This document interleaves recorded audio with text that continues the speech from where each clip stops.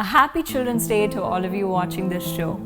On November 14th, we celebrate Children's Day to honor the first Prime Minister of India, Pandit Jawaharlal Nehru. He was one who fought for the independence and freedom of our country.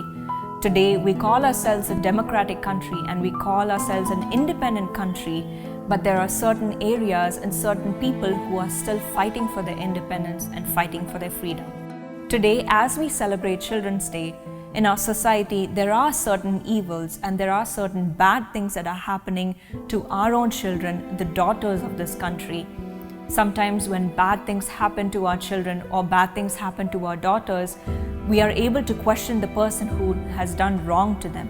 But most of the times we are not able to question the person, and with that comes shame, with that comes disrespect, and with that comes a lot of anger and rage that is being built up because our child, our daughter is not being avenged.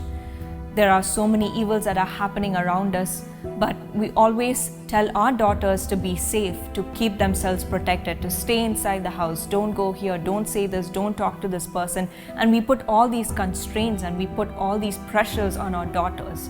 But how are we going to protect our daughters if our own sons and our siblings, our brothers are not protecting them?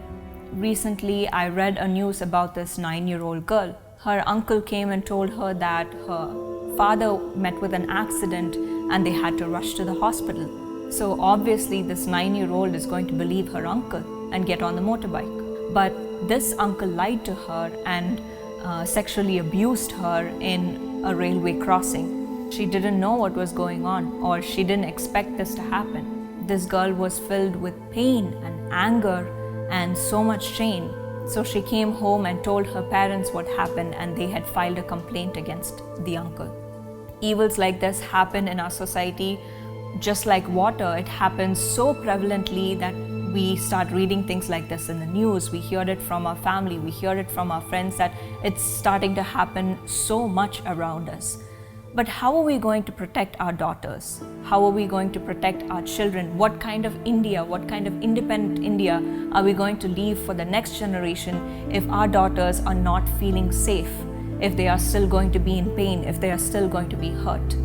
One thing that we need to think about, of course, a woman cannot be truly independent and empowered until she gets the support of the men in her family.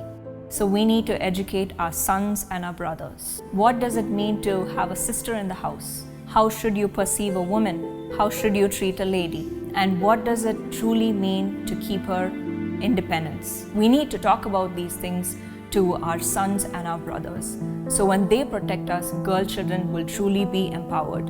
And this is what it means to leave an independent India for our coming generation. Happy Children's Day to all of you, and God bless.